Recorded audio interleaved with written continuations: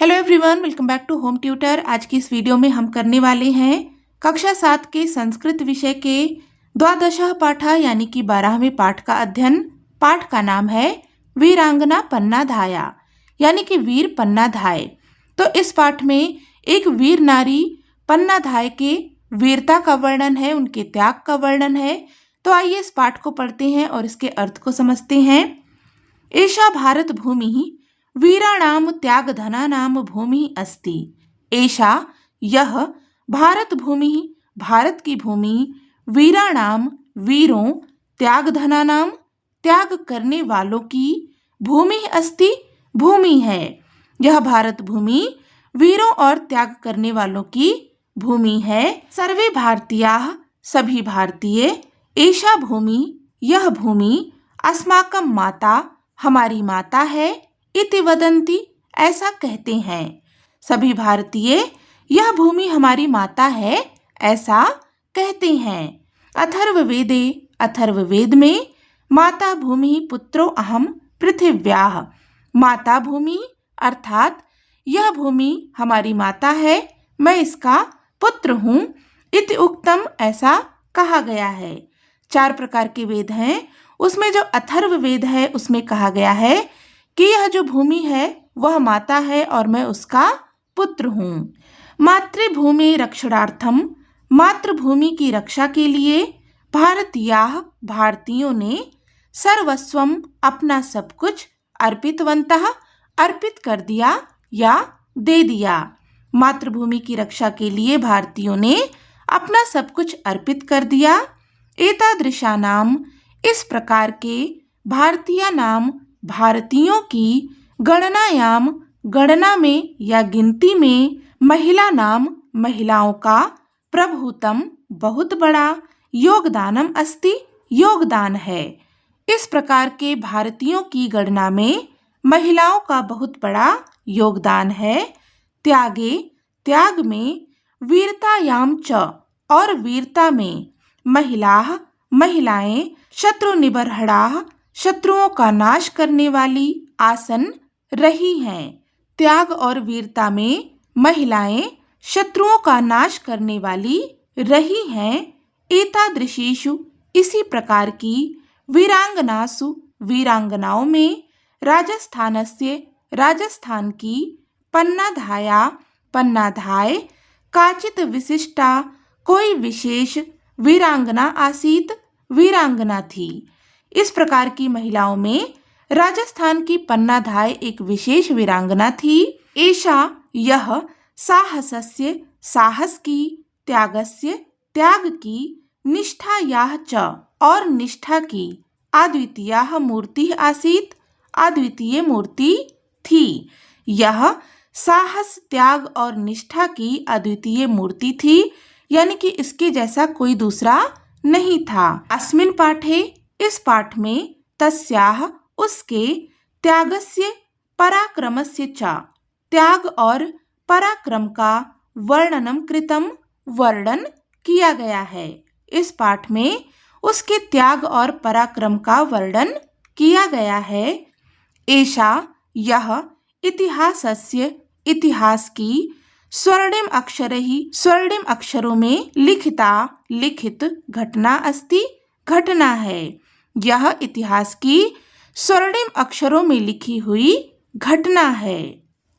षोडशे शतके मेवाड़ नगरे महाराणा संग्राम सिंह इति सुविख्यातः महाराजः आसीत्।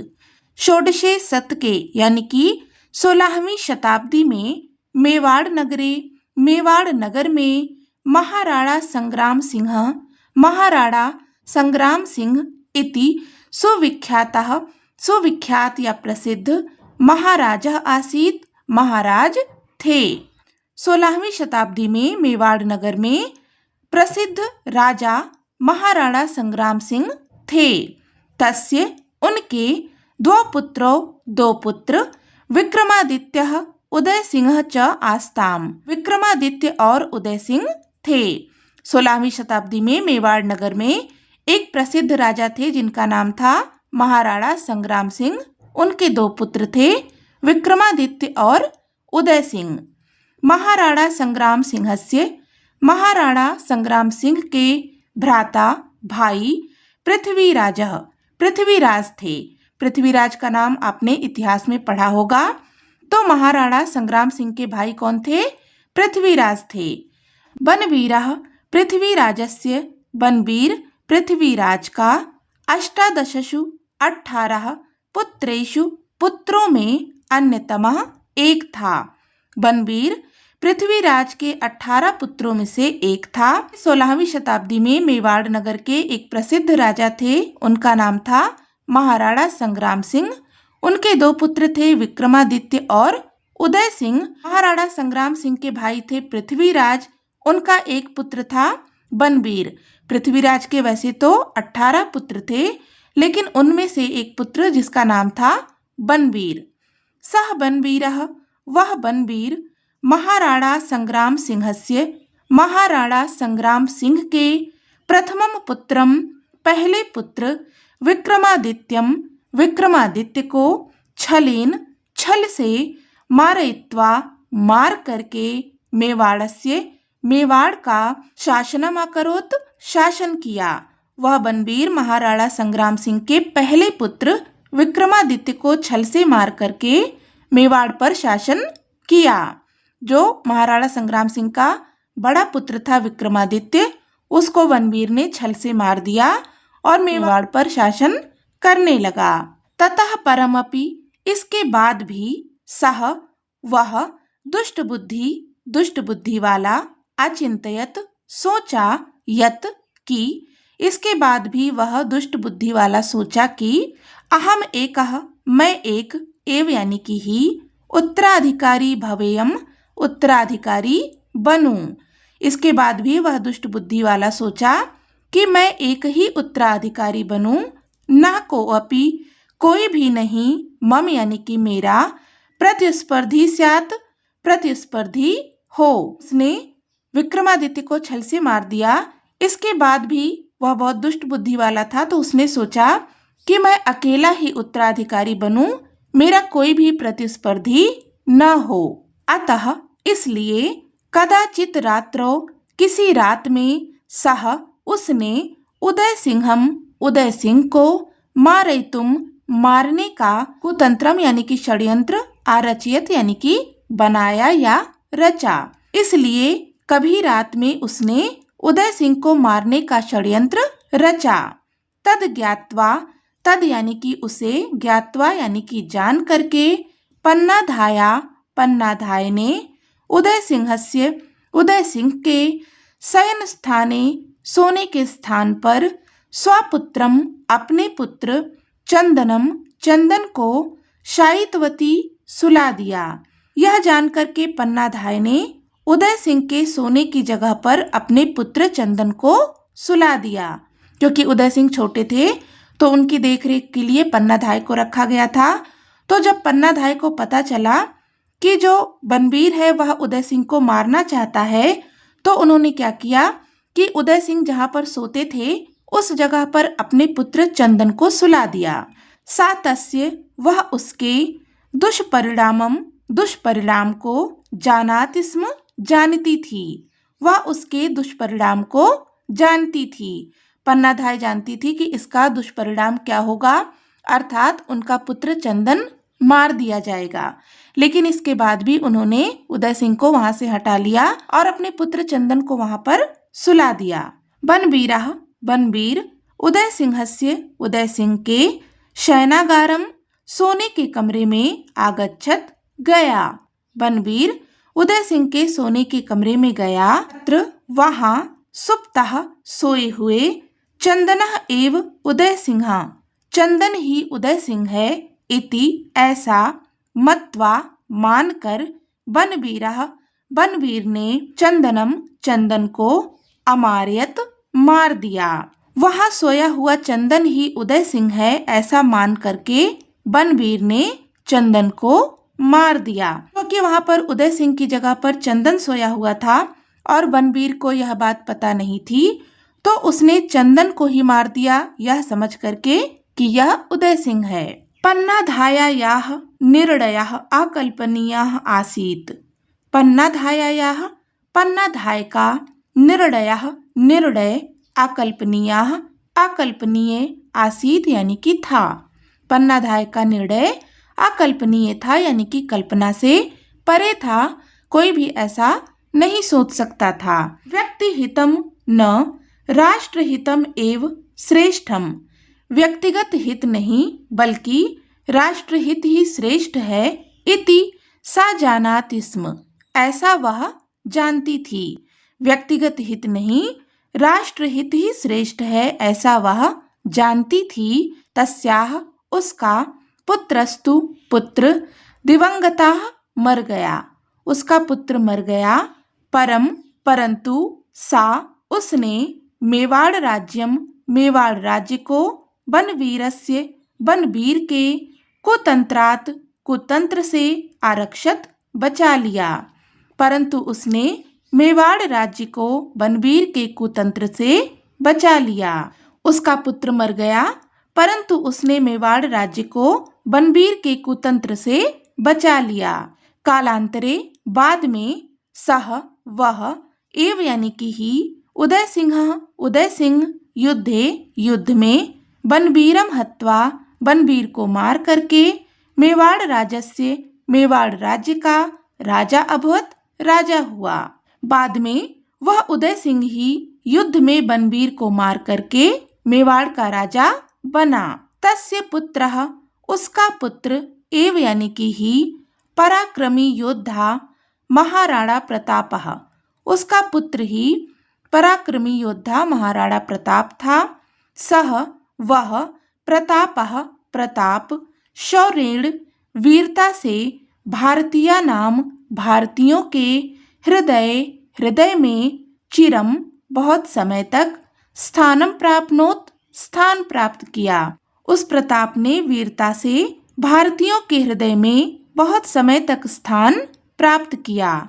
कथ्यते एव कहते हैं, यदि अगर पन्नाधाय स्वपुत्रस्य अपने पुत्र का बलिदान न यानी कि नहीं आकरिष्यत करती तरही तो उदय सिंह न यानी कि नहीं अभविष्यत होता। कहते हैं अगर पन्नाधाय अपने पुत्र का बलिदान ना करती तो उदय सिंह नहीं होता। यदि अगर उदय सिंह न यानी कि नहीं अभविष्यत होता तरही तो महाराणा प्रताप अप यानी कि भी न यानी कि नहीं अभविष्यत यानी कि होते। कहते हैं अगर पन्नाधाय अपने पुत्र का बलिदान नहीं करती तो उदय सिंह नहीं होता। अगर उदय सिंह नहीं होता तो महाराणा प्रताप भी नहीं होते। पन्नाधाय ने अपने पुत्र चंदन का बलिदान किया जिससे उदय सिंह जीवित रहे और बाद में उन्होंने बनवीर को मार करके मेवाड़ का राज्य हासिल कर लिया और उन्हीं के पुत्र थे वीर महाराणा प्रताप, जिनके बारे में आपने सुना होगा। तो अगर पन्नाधाय अपने पुत्र का बलिदान नहीं करती तो उदय सिंह नहीं होते और अगर उदय सिंह नहीं होते तो महाराणा प्रताप भी नहीं होते।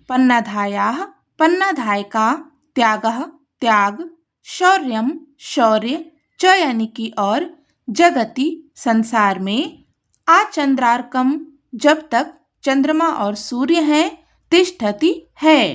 पन्नाधाय का त्याग और शौर्य जब तक चांद और सूरज हैं तब तक है। भारतीय इतिहास में वीरांगना नाम गणनाशु वीरांगनाओं की गणना में पन्नाधाय को महत्तम सर्वोच्च स्थान प्राप्त है। भारतीय इतिहास में वीरांगनाओं की गणना में पन्नाधाय को सर्वोत्तम स्थान प्राप्त है।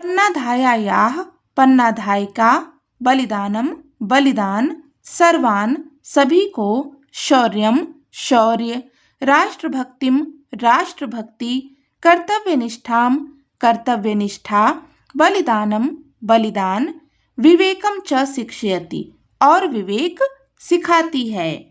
पन्नाधाय का बलिदान सभी को शौर्य राष्ट्रभक्ति कर्तव्यनिष्ठा बलिदान और विवेक की शिक्षा देती है। उच्यते एव कहा गया है। यदि पन्नाधाया न भविष्यति, अगर पन्नाधाय ना होती, तरही तो, कुतो कहाँ, राणा प्रतापः राणा प्रताप होते। अगर पन्नाधाय ना होती तो महाराणा प्रताप कहाँ होते। शब्दार्थ के बाद यहाँ पर दिया है उच्च ही पठन्तु अवगच्छन्तु च, जोर से पढ़ें और समझें। लंग लकारः भूतकाले एतस्य लकारस्य प्रयोगः भवति। लंग लकार भूतकाल में इस लकार का प्रयोग होता है। जैसा कि हमने पहले लट लकार पढ़ा हुआ है, लट लकार का प्रयोग हम करते हैं वर्तमान काल के वाक्यों में। इसी प्रकार से लंग लकार का प्रयोग होता है भूतकाल यानी कि पास्ट टेंस के लिए। तो देखो यहाँ पर पठ धातु का रूप दिया गया है, किसमें, लंग लकार में।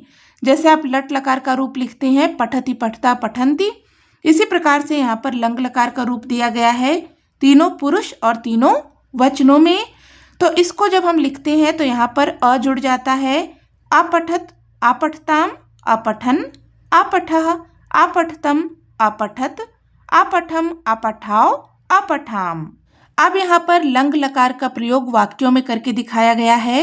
वयम वाक्येषु लंग लकारस्य प्रयोगम पठामः, हम वाक्यों में लंग लकार के प्रयोग को पढ़ते हैं। सबसे पहले प्रथम पुरुष का एक वचन का वाक्य है बालकः पाठम अपठत, बालक ने पाठ पढ़ा। बालको पाठम अपठताम, दो बालकों ने पाठ पढ़ा। बालकाः पाठम अपठन, बहुत सारे बालकों ने पाठ पढ़ा। फिर मध्यम पुरुष में है त्वम पाठम अपठः, तुमने पाठ पढ़ा। युवाम पाठम अपठतम, तुम दोनों ने पाठ पढ़ा। यूयम पाठम अपठत, तुम सब ने पाठ पढ़ा। फिर उत्तम पुरुष में है अहम पाठम अपठम, मैंने पाठ पढ़ा। आवाम पाठम अपठाओ, हम दोनों ने पाठ पढ़ा। वयम पाठम अपठाम, हम सब ने पाठ पढ़ा। तो इस प्रकार से हमने यहाँ पर इस पाठ का अध्ययन कर लिया है, इसके अर्थ को समझ लिया है। इसका जो अभ्यास है ये हम करेंगे अपने अगले वीडियो में। पाठ से संबंधित कोई भी डाउट हो तो आप कमेंट करके पूछ सकते हैं। वीडियो हेल्पफुल लगी हो तो प्लीज़ इसे लाइक करें, हाइप करें, दोस्तों के साथ में शेयर करें और चैनल पर नए हैं तो सब्सक्राइब भी कर लें। मिलते हैं नेक्स्ट वीडियो में, तब तक के लिए take care and bye bye.